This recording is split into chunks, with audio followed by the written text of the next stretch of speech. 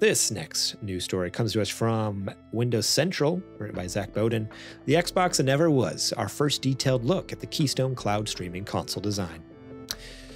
Back in 2021, Microsoft announced that it was working on a dedicated streaming device for Xbox Game Pass. That device was later revealed to be codenamed Keystone, which took the form of a streaming box that would sit under your TV, cost a fraction of the price of a normal Xbox, and enable the ability to play Xbox games via the cloud. Unfortunately, it appears Microsoft has since scrapped plans to ship Xbox Keystone due to an inability to bring the price down to a level where it made sense for customers.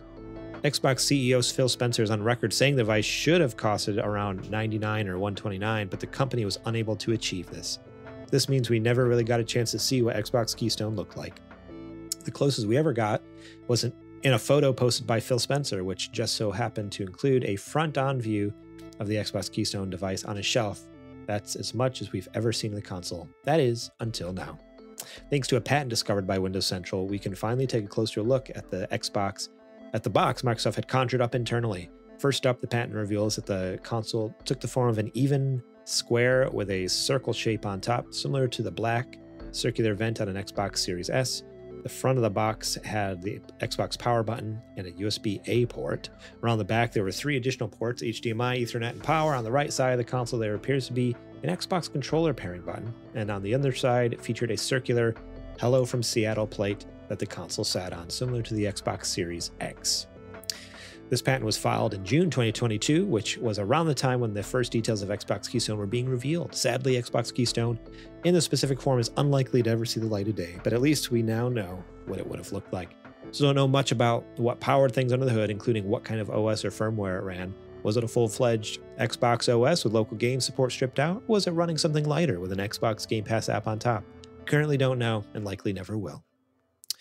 Microsoft has given up on its Xbox Keystone console, at least for now, but that doesn't mean they've given up on the cloud. The biggest barriers to cloud right now revolve around the business model. Running cloud gaming service 24/7 is incredibly expensive, and Xbox Game Pass Ultimate at $15 per month doesn't cover the cost by itself. At least in theory, in-game purchases and outright game purchases would help improve business models to some degree. But gatekeeper companies like Apple and Google work hard to prevent that business model from evolving. Microsoft is known to be working on a mobile gaming store for Android and iOS of its own, but I have absolutely no idea how they're going to get people to download it. It won't appear on Android and iOS by default, which, much like cloud gaming, doesn't, and audience across mobile expect ease of access as their North Star. So this goes on. There's a lot more here, but basically it goes on to say, like, as a whole with the cloud gaming, it's been a great leap for Microsoft and for gaming in general, but there's no easy path forward, I guess is what I was going to say. Like, yeah, they can, they mentioned that there's apps, there's apps on Samsung devices coming soon. There's an app coming to Amazon Fire Stick devices and stuff like that, but not without a turtles. Like, I didn't realize that Google was giving them a fit as well for the cloud gaming app. Like, I knew Apple was, like, that's been an issue for a while, but yeah, I didn't realize that Google's kind of giving them a run for their money as well as far as getting the cloud gaming going. But yeah, so not so much of a breaking news story here, but more of like a little bit of an interesting kind of peek behind the curtain that, oh yeah, I'd kind of forgotten that the Keystone was even a thing until this popped up. I'm like, oh yeah, we talked a lot about this, how like I talked about, like, if it came out, I would 100% buy one. Like, I was so stoked to be able to, all right, I can play my Xbox games without having to shell out hundreds of dollars. A few hundred, yeah. Do you think there's any chance though that, because tech is always moving forward. This article made the future seem bleak for Keystone, but do you think there's a chance that they revisit it down the way? Like, if hurdles continue to come up with these other storefronts and stuff, do you think they try to revisit it and try to make it cheaper, or do you think it's pretty much like, nah, like we've wasted enough money, we're moving on? I think Keystone has changed. I don't think it's been canceled per se. I think Keystone has been turned into or morphed into whatever this handheld they have coming out. I think we talked about that before. Oh, yeah. I think that's what happened to Keystone is they were like, why are we making a handheld and making a streaming box when we can just make one thing that can do both things? Yeah. 100%. So sell it with a dock. So then if you want to play on your TV, you dock it. Right. Otherwise, it's just in your handheld. Or you can stream your games to the handheld wherever you want to go. If you didn't download them, but you still wanted to play something else, you still could. Yeah, right. I feel like that's the answer right there. Yeah, I didn't even think of that, but that's a great point.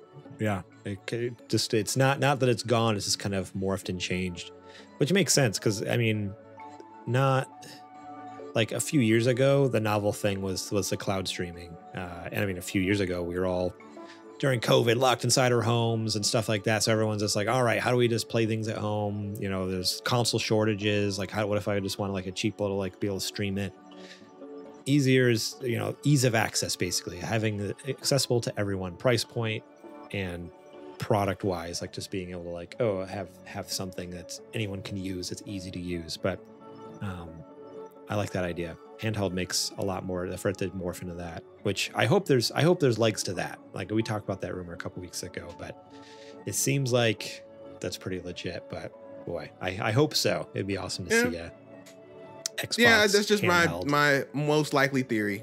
We'll see how it shakes out. But I also get to where like Xbox would just continue to pursue releasing apps on storefronts, you know, like it makes a lot of sense for them to just release a Steam app. So then on your Steam Deck, you can access it, or release a, like they're coming out with the Amazon Fire Stick, come out with one for Google Chromecast. Like PlayStation just came out with they just released a remote play app for Chromecast, which works incredibly. I think I talked about that like a month or so ago. So imagine if Game Pass added an app on Google Chromecast. Oh man, then I wouldn't have to buy a box. I could just use my device I already have. It might be cheaper in the long run to keep pursuing that. I mean, I think there's a reason. Yeah, they partner up with Samsung and they have the app native on those TVs. But I don't know. There's something about having a device though made by the company, you know, because you can because not only it just tends to just work. It just works, you know.